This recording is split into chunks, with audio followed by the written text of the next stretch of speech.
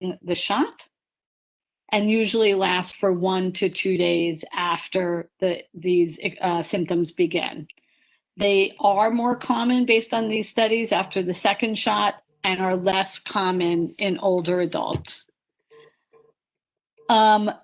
Allergic reactions have been reported, but they are uncommon. After a person gets vaccinated, they are observed afterwards to ensure that they don't experience an adverse event. Next slide.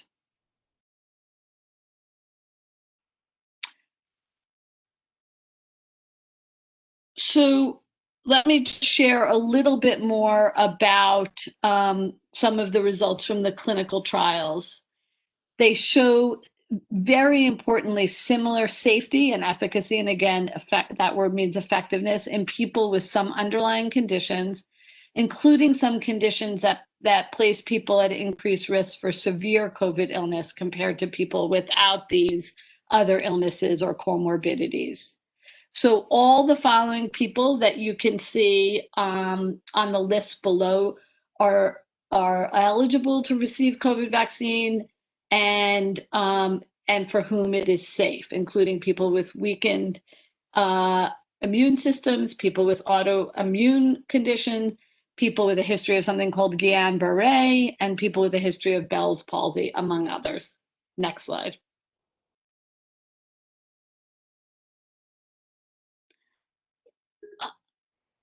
Just a few additional details. There are some important limitations to be aware of. People don't get full protection from the vaccine until 1 to 2 weeks after the second dose. It is appearing that there is some protection, some significant protection after the first dose, but really achieving what was found in clinical studies requires 2 doses, and full protection is realized about 2 weeks after the second dose. As I mentioned before, and consistent with really our experience with all vaccines, COVID vaccines are not 100% effective. We still have some limitations in what we know. Vaccine is limited in the general population. Vaccine effectiveness, we are still gaining more awareness and knowledge about its effectiveness in the general population. Here is a very important second bullet that I already have seen pop up in the questions. The extent to which vaccination reduces the ability to transmit infection. We are still are uncertain about that and needs further study. And what we're also uncertain about, which is a very common question, is the duration of the immunity that the vaccine confers. Next slide.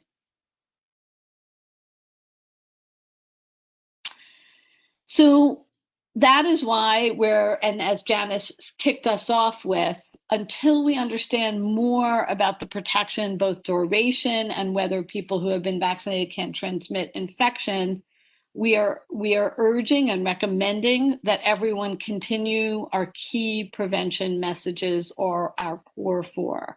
Stay home if you're sick, wear a face covering, when you are not at home. Try to be at least 6 feet from others when outside your home, and practice hand hygiene. Next slide. Let me turn now to speak about the very important issue of equity. Next slide. So at the New York City Health Department, we are working diligently to center equity at the foundation of all of our responses, including vaccine access. And we know, in particular, for vaccine acceptance, we need to address the longstanding mistrust of the medical community as well as government. And this is due to the very real, historic, and continued mistreatment among important groups, people of color, immigrants, LGBTQ+, as well as other groups, as New Yorkers face the decision about whether they choose to get vaccinated. We need to address and make sure the vaccine is distributed to neighborhoods that have been disproportionately impacted by COVID-19. And we want to work diligently to earn community trust, combat misinformation, and continue to provide free and easy access to COVID-19 for all New Yorkers. I know that last bullet is already been the subject of, for all of us,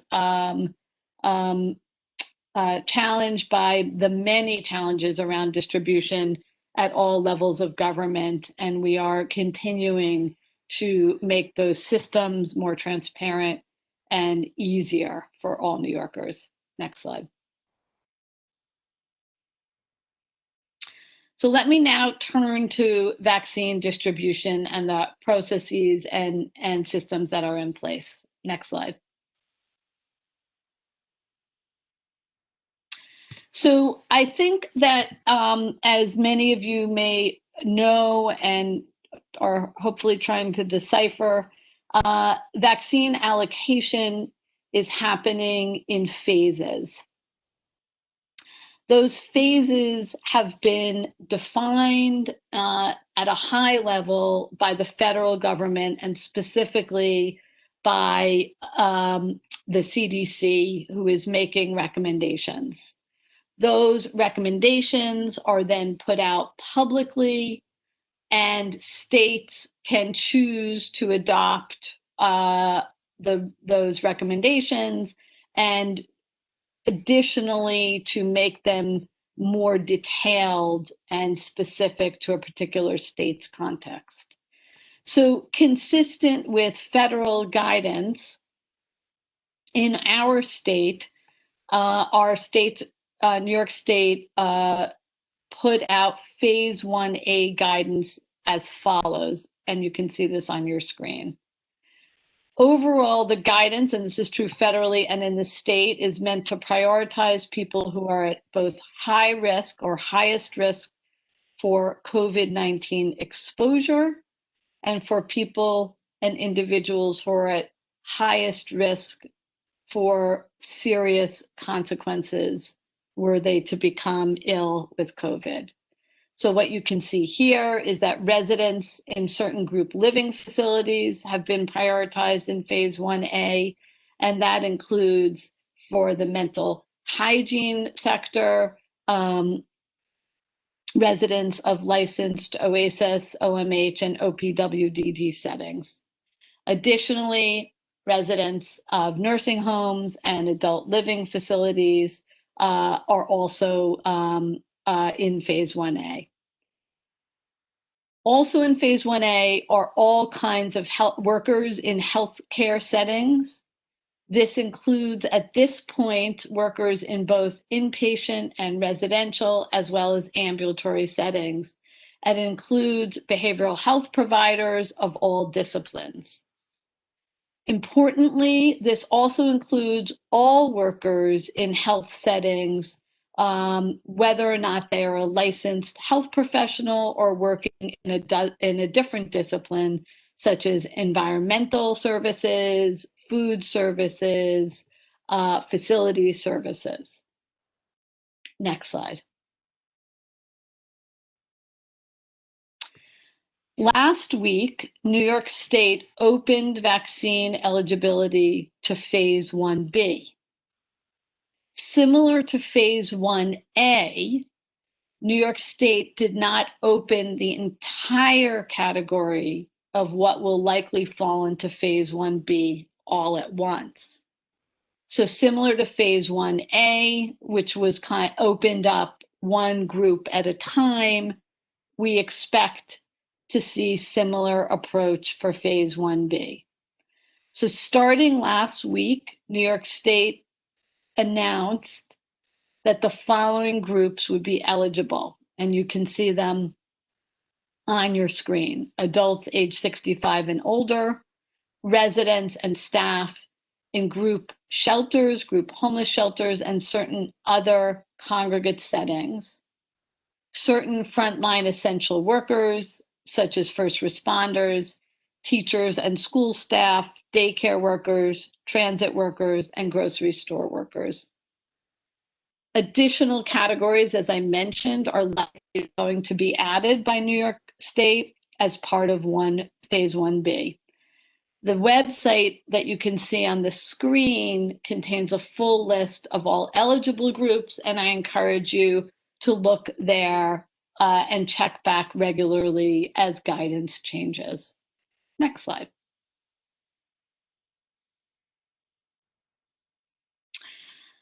So what about getting vaccinated? New York City has a number of sites where vaccine appointments are available as vaccine supply becomes available. You can see on the screen in front of you, and you can just Google New York City COVID vaccine, and this page will pop up. And you can find a great number of locations, many of which are being operated or stood up by the city. There are also a number of state sites that will be coming online. You can find a location in the vaccine finder. Additionally, New York City will keep its vaccine eligibility criteria up to date, and you can see an additional link in front of you. Next slide. So, for mental hygiene providers, what are possible routes of vaccination access? We know that some of these systems are very much in flux and are still getting sorted out. I am aware because I've been in touch with a great number of you, both directly and through the fantastic mental hygiene staff here at the health department who have been working with probably so many of you. So for outpatient providers, some of your options are below. You may be able to schedule a vaccination appointment if you have an affiliated site that is currently receiving vaccine, hospital or FQHC. If you are not affiliated with one of the sites that has so far received vaccine, you can schedule an appointment at an open access site, such as the ones run by the city. I also am aware that a great number of perhaps some of the people on this webinar, as well as others, have registered with the City Health Department to receive vaccine, but have not yet. And the reason is that vaccine supply, as I know you are all reading, remains constrained. And additionally, distribution has been limited in this beginning early phases to particular sites, such as hospitals, FQHCs, some urgent care, and some providers who are running open sites. For congregate and residential providers, I know, have not fully achieved all partnerships, but we are working with you to find partners and vaccine providers to arrange for vaccination on site. Additionally, you may choose to bring your staff or your residents to open access sites that are available for online sign up. I want to also just remind all of us, as the governor noted earlier this week, we expect us to need approximately 14 or so weeks to vaccinate the phase 1A and 1B population. So this is very much a process. Next slide.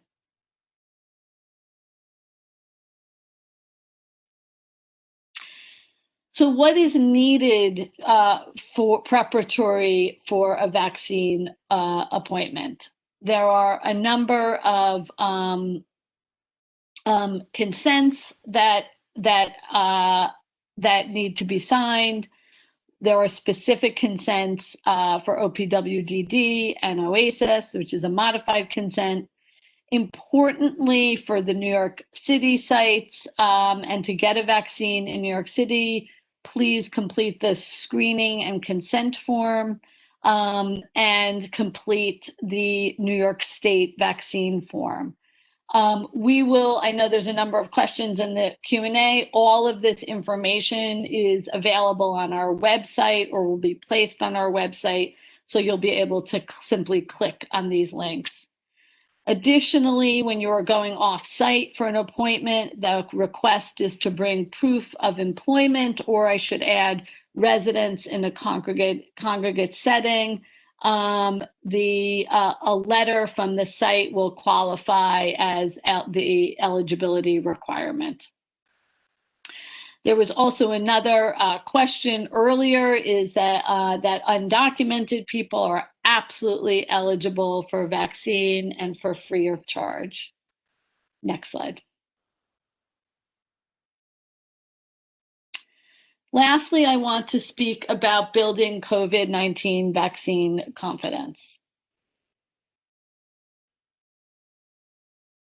Next slide, thanks.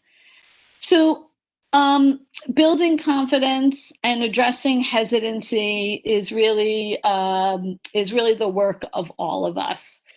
The health department is eager to and is making presentations and trying to do town halls and to address questions and concerns. And this, frankly, is really part of that effort, by trying to get factual information out, answering staff questions and your questions.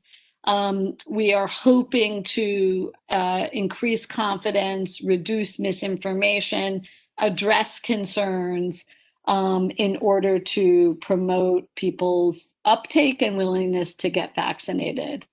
So what can the mental hygiene sector do? Please speak with your staff. Please speak with your colleagues. Answer questions, acknowledge concerns. You can use New York City Health Department materials. Please encourage staff to speak openly and honestly, both about taking the vaccine and about concerns. The CDC has a fantastic communication toolkit with lots of good information. I encourage you to have a look. Some organizations have kind of appointed vaccine champions to speak about the vaccine with residents or patients or clients. I think importantly, we would ask, and I hope you will do this, all the organizations to say that you are supportive of everyone getting a vaccine and are looking for ways to help them learn more and be more confident. You all are trusted sources of information for your colleagues, for your clients, and we hope you will join us in promoting the vaccine program. One thing that we know is really effective is to encourage staff to share why they got vaccinated with your program participants. We know that that you all are trusted messengers. Next slide.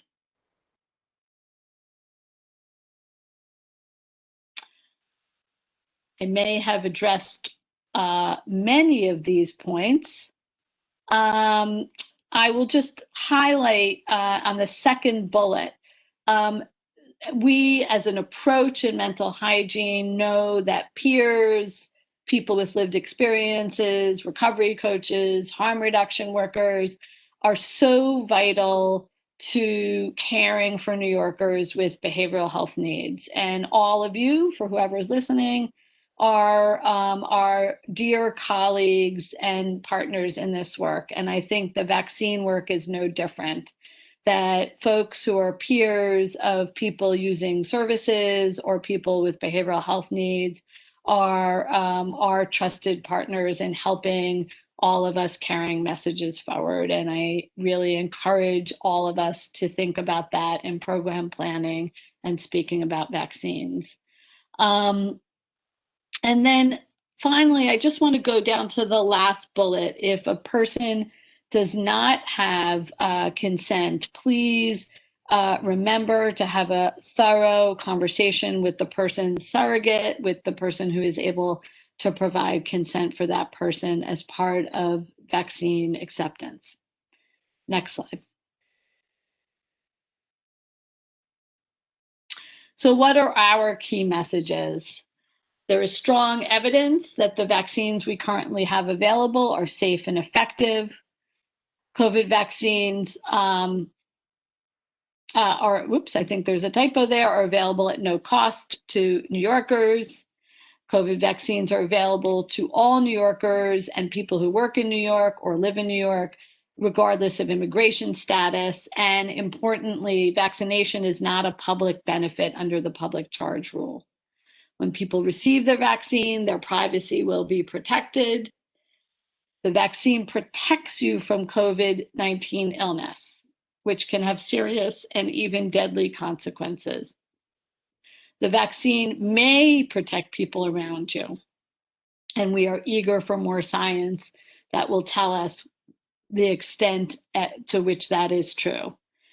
Above all, getting vaccinated helps us move closer to ending the public health emergency and doing all the important steps that continue to be difficult that we are all taking to help keep ourselves and our loved ones safe. Next slide.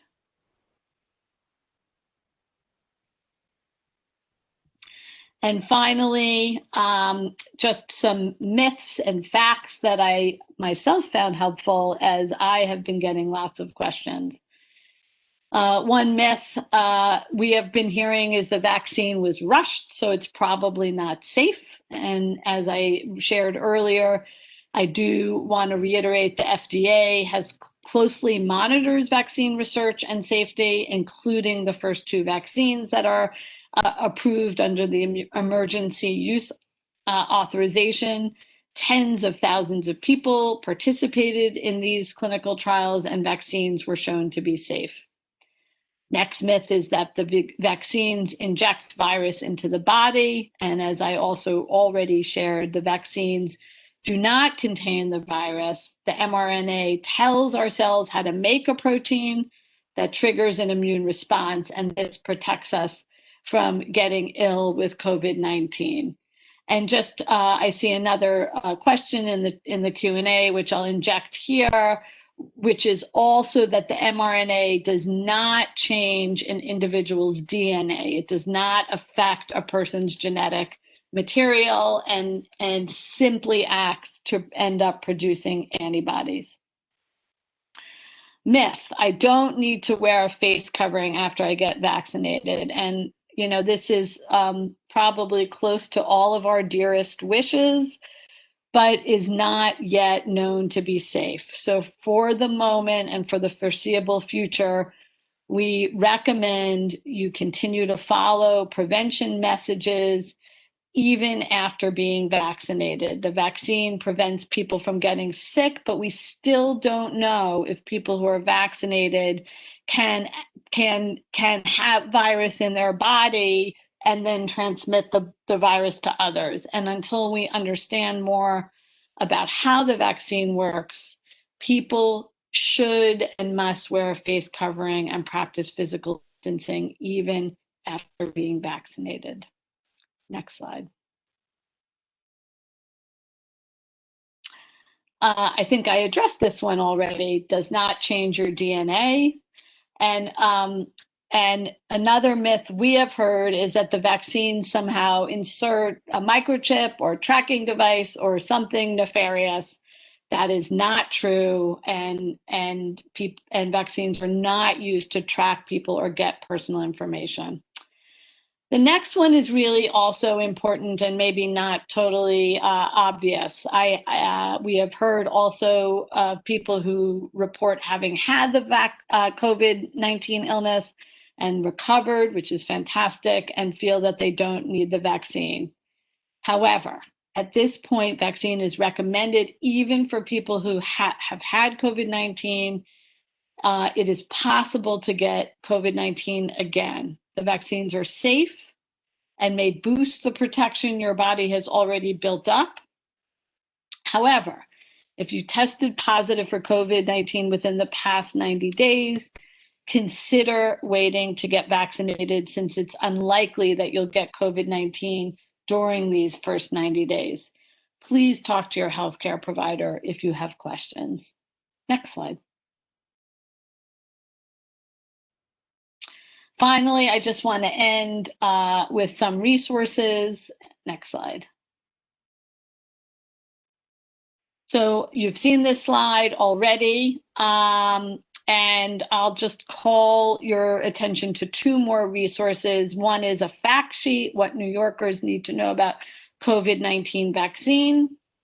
And finally, and I see already in the Q&A for people who would like speakers, you can request a speaker at the email at the bottom of this slide. Next slide. Here are general resources. We are really eager to keep our website up to date. Please check back frequently, including our data page. If you are not a member of our city health information, please register for that information at nyc.gov/health/register. You can see it there, as well as our health alert network. We also have a provider line, our provider access line for clinical questions, and you can see it there. I'm getting lots of questions about the slide and slide availability. All of this information is on our website, and please check there for all of it. Next slide.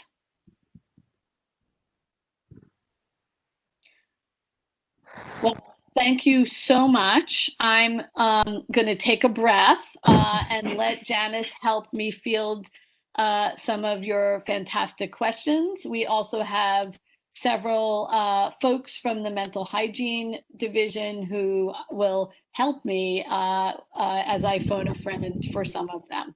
Thanks so much. Thanks to you, Dr. Cunnins, for bringing clarity and offering the space for discussion. So we're going to turn to our audience. We have lots and lots of questions here, and if you haven't already, place your questions in the QA box.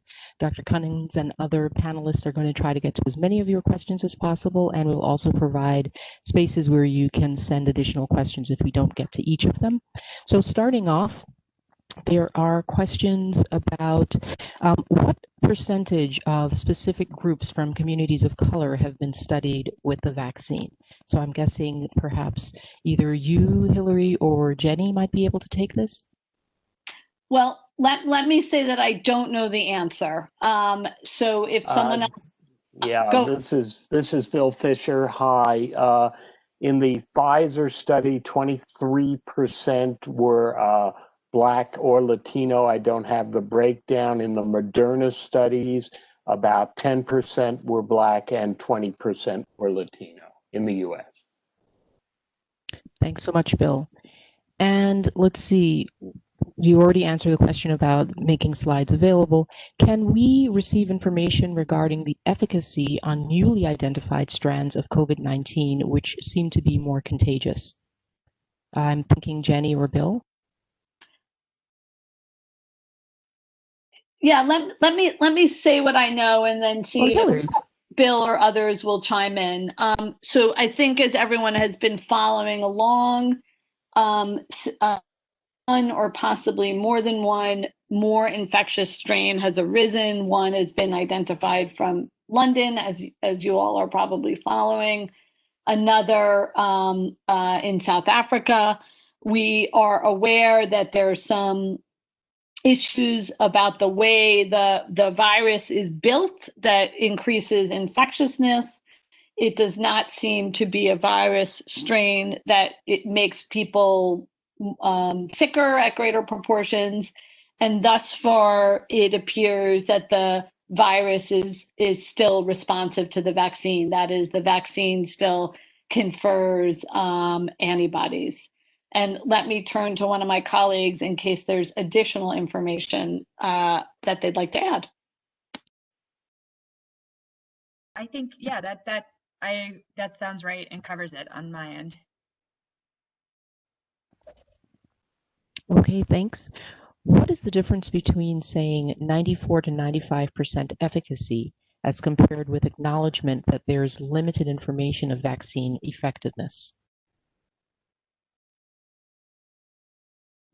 That's great pickup, and I think that line in the slide is not so clear. So I'm going to just reiterate that from the two very large clinical trials that we have from Pfizer and Moderna, that 95% or 94% of efficacy means that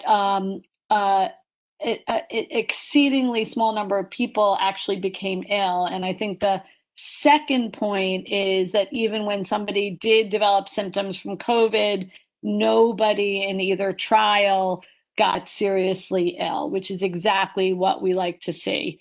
This is, I'll just note, similar to other vaccines. For example, the flu vaccine, which has, I should just add on the side that it's actually less typically in most years effective than what we know so far about this vaccine. But similarly, very similarly, is even when people do get the flu after having been vaccinated, it is typically milder. And in this way, saves lives. And that's what we know so far about Pfizer and Moderna. It is life-saving. If I can just add that what there is limited evidence of is how effective the vaccine is at preventing somebody from transmitting the virus to someone else, even though they may not get sick from it. And that's one reason why we still want people to social distance and wear a face covering after being vaccinated. Okay, thank you. Is it true that, as per CNN, these vaccines last for about a year? Per CNN, well, who am I to quarrel with CNN? But I will say that I don't think we actually have a definitive answer on that. So I'm not sure. I'm sure. I think our message would be that we still have some uncertainty about the length of time it will last.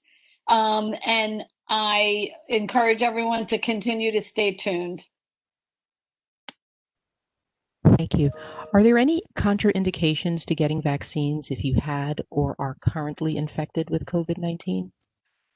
So what is known right now is that there is not a contraindication. So one scenario could be, for example, if somebody is infected but doesn't know it and they don't have symptoms, they could end up getting a vaccine. We are not aware of any bad things happening in that case. And I think given how much transmission is happening right now, both in our city and our country, I think that is a possible scenario. So there is no contraindication. However, the recommendation is if somebody feels ill to stay home is really important so that they don't unintentionally transmit the virus to someone else. So to stay home unless there is a medical reason to do so if you are not feeling well. Thank you. I believe you addressed this, Hillary, but please confirm that Pfizer and Moderna both are being administered in New York City. And how do I know which one to get? Right. That's a great question. Both Pfizer and Moderna are being administered in New York City. Oftentimes, sites are not offering both vaccines. The reason is because Pfizer needs to be stored, as I mentioned, in an ultra cold freezer. There is a way more limited number of places that are offering Pfizer than the Moderna. when you sign up for a vaccine, you may not know which one is being offered at the particular site. Both are basically equally effective, and in our view, there's no reason to request one versus the other. There's no advantage or disadvantage from the individual recipient's point of view. Thank you. Several questions are coming in regarding the safety and indication of COVID vaccine for pregnant and nursing people and for women who may want to get pregnant someday. Can you speak to this? Is there research available? Yeah, so let me to address the last question first for safety for people who are not currently pregnant but might want to get vaccinated someday. I think there are no reasons to delay vaccination in those circumstances. In terms of people who are pregnant and or breastfeeding, and I want to just say this very clearly, because there are no data right now about safety, when you're signing up for a vaccine, it does ask you whether you're pregnant or breastfeeding and to speak with your healthcare professional or doctor. So, and this is true, just to contextualize it, across many different kind of medications or medical interventions, is sometimes there just isn't evidence to say safe or not safe. And so that is what is the current recommendation. Until there is specific safety information, the recommendation is to speak with your healthcare provider before getting a vaccination.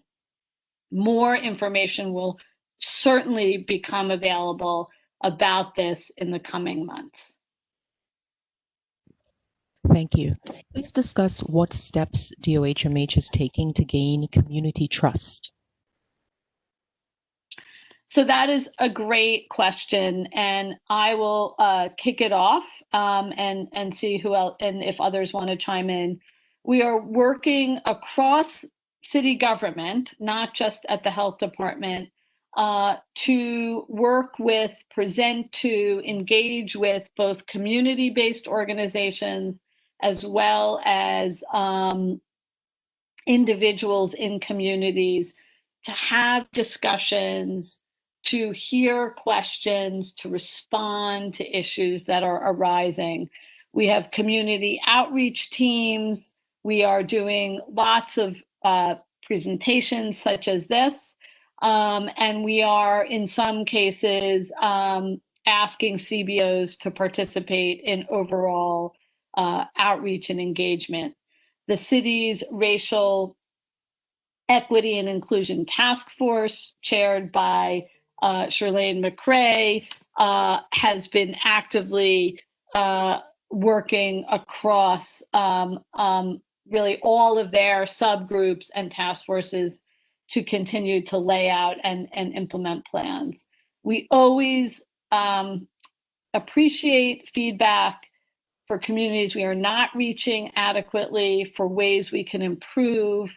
I know this fantastic community is free with their feedback, and we in government are really happy to hear it and to adjust as we go. I don't know if anyone else on the panel would like to add more specifics. This is Jenny Sutcliffe. I will just chime in and add that, we're happy to try to connect other clinical speakers or community-based speakers to your organizations. And so, I know we shared the Speakers Bureau request and email earlier, but I think that is something that we are trying to do. And we on our team have a really strong commitment of making ourselves available to answer your questions, to be there, to find resources for you, and to try to support. So that's certainly our commitment in terms of getting this messaging out as well. Thank you. And as I'm seeing we have about 5 minutes left, I want to say that there are far many more questions than we'll have the opportunity to answer here, but you can also reach Jenny, who you just heard, and we will make her email address available to you, or you can call our provider line. That's the phone number that's on the last slide, or just the slide before last, rather. We will make sure that you receive this information. And let's see, maybe we have time for one more question. And based on the audience, I think we might want to answer, how do we partner with a vaccine provider? Sure. Oh, go ahead, Hillary. Yes, no, Jenny, you should take that. And I just want to clarify, Jenny's been working extremely hard. She has been working with congregate settings. And so let her take this question, but also specifically to direct congregate setting questions to her. Thanks so much. Yeah, thanks. So we have been taking an approach of sharing, digesting, and trying to help people understand and think through the New York State guidance. We have shared guidance as eligible to providers as they sort of come on board. And then in terms of connecting places to clinical partners, we are really sort of working directly with you all to understand what your needs are, and then connecting to local federally qualified health centers, local hospitals, other resources as they come available. And in some cases, this works that we hear from you that you need a little bit of help finding a partner, and then we do some outreach. In other cases, it has come that we have heard that there are extra doses and appointments available at an FQHC, and then we have looked to see which providers are located nearby, and then reached out to you all to say, we've been made aware of this available opportunity. Are you interested, and do you have staff or residents that could go? So I think, our guidance is to first sort of try on your own to reach out to your federally qualified health centers, other clinical partners that you might work with. If you have a relationship with a hospital or affiliate of a hospital setting, and sort of work with them to see if they're able to accommodate you. And then if you encounter barriers or hiccups, to reach out to us and we can try to troubleshoot those. And then, I think our last recommendation is just to really take the time now, even for providers who aren't eligible, to prepare your residents and your staff, gather consent forms, have people review that New York State form, so that if there is an opportunity where there are appointments available at an FQHC around the corner, you kind of have folks who are ready and teed up and able to go. Bill, do you have anything you'd like to add to that? Jenny, no, I think you've covered it all. Great, thanks so much. And I think it's time for us to wrap up. Thanks to our provider colleagues for your attendance and your attention, and also for your commitment to promote and protect the health of all New Yorkers. We will make this information available to you. We'll especially make sure that you're able to ask those questions that weren't answered today. Hillary, the last word is with you.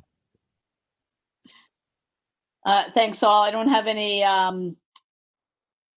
more information except to say thanks so much. We will do this again. Please continue to check our website and continue to be in touch with us. Thanks so much.